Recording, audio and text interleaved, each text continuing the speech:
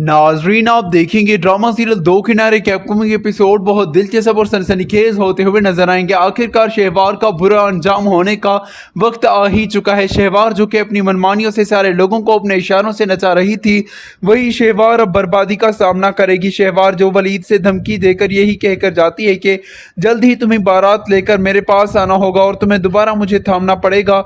ये बात तो वलीद को हैरान और परेशान कर देती है। वलीद मजबूर इंसान बन जाता है जो अब मुंह लटका कर वापस आता है। लेकिन उससे पहले यहाँ पर क्या होता है कि वलीद पहले ही मावरा से कहकर जाता है, मैं जानता हूँ कि हम दोनों की शादी को काफ़ी अरसा हो गया और तुम ये बात तानों में कहकर मुझे बोल रही हो कि हम दोनों की औलाद हो जाए, और मैं अभी तक तुम्हारे करीब तक नहीं आया। ये बात सुनकर मावरा कहती है कि हकीकत है, अभी तक तुम्हें लगता है कि मेरी तन्हाई को दूर करने के लिए जो है इबाद की शादी का होना बहुत ही ज़्यादा ज़रूरी है, लेकिन मेरी तन्हाई को मेरी औलाद भी तो कम कर सकती थी। हमारी शादी को कितना अरसा हो गया है, तुमने एक दिन भी ये फिक्र नहीं की कि मैं आपकी बीवी हूँ। ये बात सुनकर वलीद कहता है कि मैंने अगर तुम्हारा हक अदा नहीं किया तो अब करूंगा, लेकिन पहले इबाद की शादी होगी। तो हैरान हो जाती है मावरा, उसकी समझ से बात बाहर चली जाती है कि ये क्या बात कर रहा है, इबाद की शादी से मेरी जिंदगी में कैसे चैन सुकून आ सकता है, मेरी समझ से तो बातें बाहर हैं। फिर मावरा कहती है कि ये शहवार जो दोबारा आपसे शादी करने की जिद कर रही है, इसकी जिद को कैसे टालेंगे आप। तो ये बात सुनने के बाद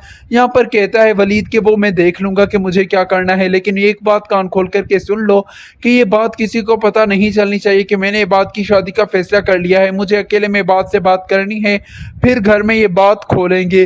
दूसरी तरफ आप ये देखेंगे कि अब जो है फातिमा कहती है कि बेटा शहवार, तुम्हारे लिए मैंने रिश्ता देखना शुरू कर दिए हैं, तुम्हारे लिए दो रिश्ते बहुत अच्छे आ रहे हैं।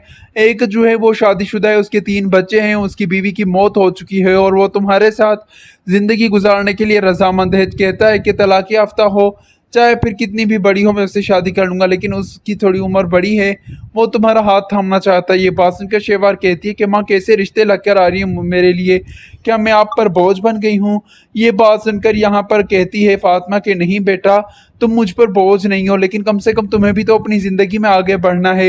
एक बात तो तुम्हें भी अब समझ लेनी चाहिए कि तुम्हारी 2 शादियां जो है वो कामयाब नहीं रही, तो तीसरी शादी में जो है उम्र दराज इंसान ही आएंगे तुम्हारी ज़िंदगी में। कोई छोटा लड़का जो है नन्ना मुन्ना तुम्हारे लिए रिश्ता लेकर नहीं आएगा। इसलिए मैंने फैसला कर लिया है, ये रिश्ता जो है मुनासिब है, अच्छी खासी जायदाद है, अपने बिजनेस वाला बंदा है, 3 छोटे छोटे बच्चे हैं, उसकी बीवी का इंतकाल हो चुका है और वो दिखने में भी अच्छा लग रहा है। मेरे हिसाब से तो वो रिश्ता तुम्हारे लिए बिल्कुल परफेक्ट है।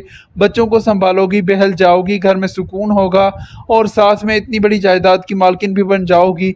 उसके घर में ना माँ बाप हैं, ना बहन भाई हैं, अकेला खुद है और उसके 3 बच्चे हैं जो कि तुम्हें माँ समझकर तुम्हारे आगोश में ढल जाएंगे।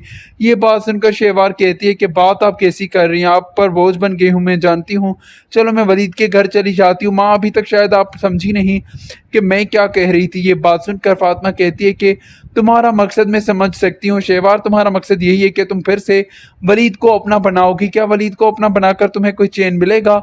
ये बात सुनकर शहवार कहती है कि हाँ, वलीद दोबारा मेरा हो जाए, मुझे जो सुकून मिलेगा वो आपको नहीं पता। तो फातिमा कहती है कि वलीद पहले की तरह आपको नहीं मिलेगा, वो पहले की जैसी मोहब्बत तुम्हें नहीं दे सकता, लेकिन नया इंसान ज़रूर तुम्हें अपनाएगा, तुम्हें इज्जत भी देगा, मोहब्बत भी देगा। तो ये बात सुनकर तैमूर कहता है कि माँ बिल्कुल ठीक बोल रही है दुरे, तुम्हें ये बात मान लेनी चाहिए। दुरे अब यहाँ से खफा होकर चली जाती है और सोचती है कि देर करूंगी तो ये लोग कोई ना कोई रिश्ता लेकर आएंगे और अब ना करने की भी कोई अहम वजह नहीं बचेगी मेरे पास, इसलिए मजबूरन मुझे तो वलीद को मनाना ही होगा। शहवार अपना बोरिया बिस्तर बांध कर वलीद के पास जाने की कोशिश करती है।